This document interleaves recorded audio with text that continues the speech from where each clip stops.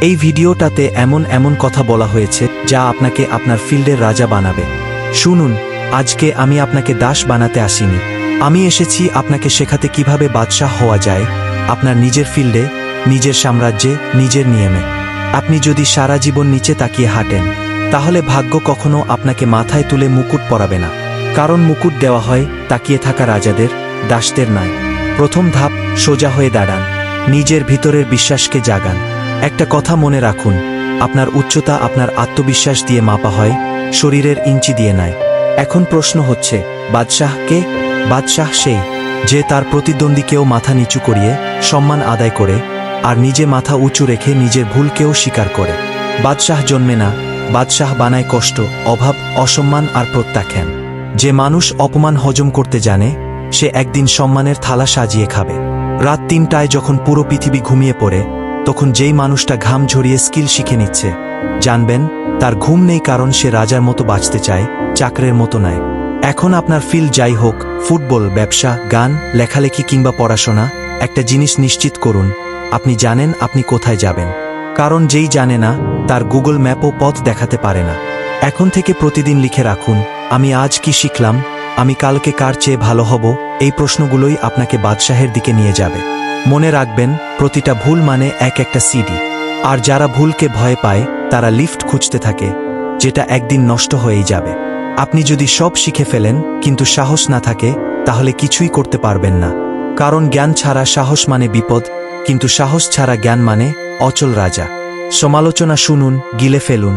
তাদের কথা যদি না লাগে, তাহলে আপনি এখনো ছোট। কারণ বড় হলে লোকে না বলেই পারবে না। একবার একটা ছোট ছেলে ছিল, পাড়ার সবাই তাকে বলতো, তুই কিছু করতে পারবি না। আজ সেই ছেলে নিজের স্টার্টআপ খুলে সেই পাড়ার লোকদের চাকরি দিচ্ছে।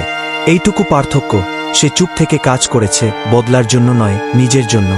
আপনার ফিল্ডে স্কিল চাই, কিন্তু সেই স্কিলকে কিং বানাতে হলে চাই ধৈর্য আর রোজকার কষ্ট।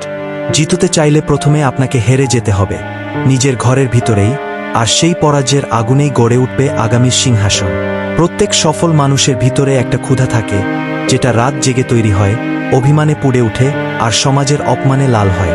আপনার ফিল্ডে বাদশাহ হতে চাইলে সবচেয়ে আগে নিজেকে প্রস্তুত করুন, যেন যে কোনো পরিস্থিতিতে আপনি নিজের রাজ্য বাঁচাতে পারেন।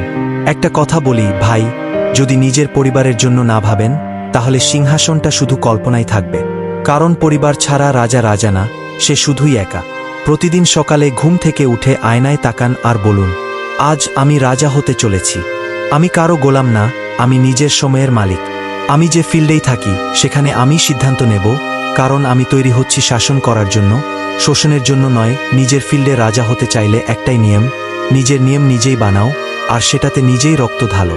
যদি আজ ব্যর্থ হও, তার মানে কালকে তোমার জয় আরও জ্বলে হবে। শেষ কথা, বাদশাহ হওয়ার জন্য রাজকীয় পোশাক দরকার নেই, দরকার রাজকীয় মাইন্ডসেট। আর মাইন্ডসেট বানানো যায় যদি আপনি প্রতিদিন নিজের সীমা ভাঙেন। আজ থেকে এই ভিডিওটাই হোক আপনার যুদ্ধঘণ্টা।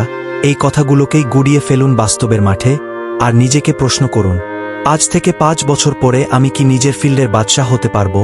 আপনার ফিল্ড, আপনার রাজ্য, আপনার লড়াই, আর এই জয় শুধু আপনার। তাই ওঠো, যুদ্ধ করো, কারণ মুকুট শুধু সাহসীদের মাথায় মানায়।